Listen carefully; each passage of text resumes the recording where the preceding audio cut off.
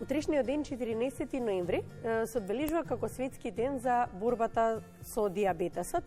Токму од тие причини, Сдруженијето на приватните аптеки на Македонија воведуваат една активност со која што сакаат да ги запрашаат сите граѓани бесплатно. Кога последен пат го проверивте шеќерот во крвта? На оваа тема разговараме во продолжение. Наш гостин е Билјана Божиновската од Сдруженијето на приватни аптеки. Добро утро. Добро утро, Јована. Како ќе биде организиран утрешниот ден? Како го испланиравте? Имате поддршка од речиси сите аптеки низ државата? Да. Поддршка имаме од отприлика околу 98 аптеки низ сите градови во Македонија. Тоа се оние фармацевти кои што учествува во проектот Смарт едукација дијабетес, кој што се направи во 1, 2 и 3 април во Скопје, во Хилтон. И тука фармацевтите ги дополнија и на некој начин дополнија своите знаења што треба да прават во менеджмент на терапијата кај пациентите со дијабетес и исто така колку треба активно да се вклучиме во сите овие јавни здравствено активности каде што треба да делуваме во превенција, во рано откривање и рана дијагноза на самата болест, заради тоа што знаеме дека многу често дел од пациентите касно дознаваат дека имаат дијабет и на некој начин дијабетот сам по себе направил веќе големи оштетувања кај нив, така да многу често сме сведоци дека заради ненавремената дијагноза веќе понатаму преминуваме во една хронична нарушена здравствена состојба и во третман на компликации од истата. Борбата со дијабетесот постои и треба да се актуализира, нели како велат докторите, подобро е да се спречи отколку да се лечи или да се барем да се открие дека е во некоја рана фаза. И сега кои се вашите очекувања со оглед на тоа што како фармацевти постојано сте во контакт со граѓаните? Бидејќи сме постојано во контакт со граѓаните, ние сме свесни за проблемот со дијабетесот, првенствено сме свесни за многу доцната дијагноза и колку ние можеме да делуваме, свесни сме за лошите животни навики, обезноста, која што е дефинитивно многу се почест проблем. И тука фармацевтот мора активно, значи клинички да се вклучи во сите нефармаколошки, не само фармаколошки советувања, затоа што како најдостапни здравствени работници, фармацевтите многу често доаѓаат во контакт со пациенти кои што имаат проблем, значи одреден здравствен проблем и помошта кај нас во аптеките ја бараат врз основа за третирање и третман на одредени симптоми.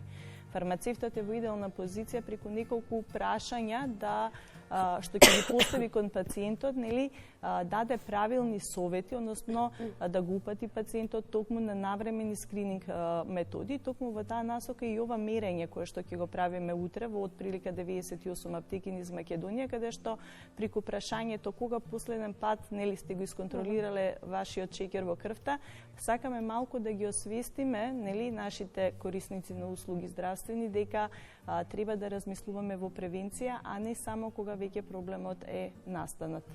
Со оглед на тоа дека постојано сте во контакт со граѓаните, има ли промена во старосната граница? Се забележува ли она што велат докторите дека многу е намалена старосната граница во делот на терапијата која што ја бараат? Да.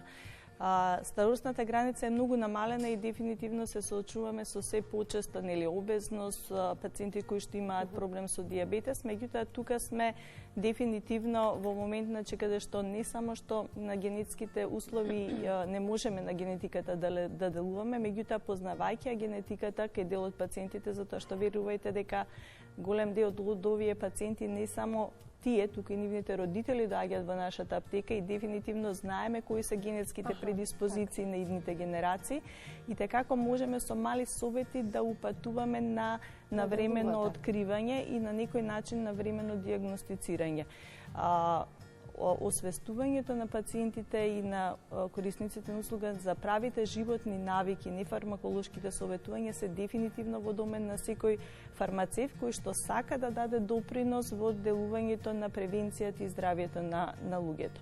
И дефинитивно секогаш велиме, ние заедно делуваме со матичните лекари, затоа што Сдруженијето на приватни аптеки ја прати информацијата и до Сдруженијето на матични, на семејни лекари, за да ги информираме за оваа активност и на некој начин да потпомогнеме заеднички, во заедничка синергија, да на некој начин направиме скрининг, да објасниме дека и во аптеките може да се дадат некои дополнителни услуги во насока на здравието на пациентите и секако овие услуги во овој случај не велиме дека секако ќе бидат обезбедени од страна на аптеките и сите оние увозници кои што се поддржувачи на ваквите јавноздравствени активности. Ви сте фармацевт, дали првиот совет ваш е веднаш да се користат медикаменти, да се користат субстанции или ова е подпрашање на претходното, бидејќи споменавте здрави навики и споменавте генетика на луѓето. Да не се обесхрабруваат. Генетиката може да се во наводници победи со здравите животни навики. Што им препорачувате на луѓето? Која да биде првата одлука во нивниот живот? Значи, за да направиме било каква одлука, ние првенствено мора да направат матичните лекари и специјалистите точна диагноза. Значи, ние никогаш не можеме да третираме одредена болест само со суплементи. Суплементацијата може да биде дополнување на веќе препишаната терапија кај пациентите и токму тука сме повторно во делот на правилниот менеджмент, затоа што ние знаеме дека постои голем број стигми кај нашите пациенти, односно кои ќе се препише терапијата и кои ќе го отворат упатството, тие самостојно одлучуваат дека нема да го пијат лекот и дека ќе одат на додатоци во исхрана или ОТЦ препарати како суплементација и дека со здравите животни навики ќе променат нешто. Повторно фармацевтот е во идеална позиција да го охрабри дека терапијата мора да се приме. Значи, суплементацијата не може да биде замена за терапија, меѓутоа може да ги дополни ефектите од терапијата и во синергија да го заедно со оние здрави животни навики да го подобри ефектот и третманот на дијабетесот. Добро, терапијата како клучен фактор, колку таа треба и во ситуациите, затоа што вие сте реално одговорни за истата, колку советувате во ситуациите да биде долгорочно? Кога зборуваме за дијабетес, сепак дијабетесот е едно хронично заболување и дефинитивно тука зборуваме за долгорочна и доживотна терапија. Истата терапија се применува само доколку кај пациентите имаме резултати, односно доколку таа терапија успеала да го намали нивото на шеќер во крвта во нормалните граници и оние што се редовни скрининг методи на HbA1c, они скриен шеќер кој што постојано го алармираме дека мора да се прави како анализа на секои 3 до 6 месеци, се додека не се воспостави добра правилна терапија, дефинитивно сме сведоци дека имаме и промена на терапевските преписи. Односно, тие промени повторно ги прават матичните лекари или специјалистите и секогаш велиме дека токму кога заедно ќе делуваме и фармацевтот ќе уочи дека одредена терапија за дијабетес не ги дава очекуваните резултати, ние и текако потребно да тоа имаме дел во мојот здравствен, мој термин, тоа е електронскиот систем, каде што ќе запишеме наши сомнежи и наши препораки во однос на третманот на дијабетес. Заради тоа што сепак велиме дека фармацевтите се примерни здравствени работници, а столбот на секој здравствен систем е токму таа примерна здравствена заштита, каде што дефинитивно доколку се искористат ресурсите на аптеките и капацитетите, ќе можеме многу повеќе да допринесеме за доброто на пациентите. Не мора да бидат во голема мера екзактни, точни и прецизни бројките од следното прашање, односно од одговорот, меѓутоа какви се генерално нашите животни навики тука, колку македонците и како се соочуваат со дијабетесот? Имаме ли квалитетен живот? Јас како подпрашање дали се одговорни пред се во почитување на терапијата, на правилата, начинот на исхрана, се оди тоа заедно во пакет. Така. Значи, можеме процентално да кажем дека некаде околу 60% од пациентите може би се придржуваат на терапијата и се придржуваат на оние здрави животни навики, меѓутоа останатиот 40% може би од пациентите од прилика, колку и да советуваме, значи, сепак свеста не е целосно подигната, скоро секој втор. За жал. Заради тоа што, например, ние имаме многу често и заеднички округли маси со Сојузот на пациентите со дијабетес, каде што токму заедно со нефролозите, офталмолозите, кардиолозите и матичните лекари, заедно со фармацевтите, сакаме да ги слушнеме и нив како пациенти што е она што им недостасува во овој здравствен систем, зашто што на крајот од денот ние сме тука и функционираме за нивното добро.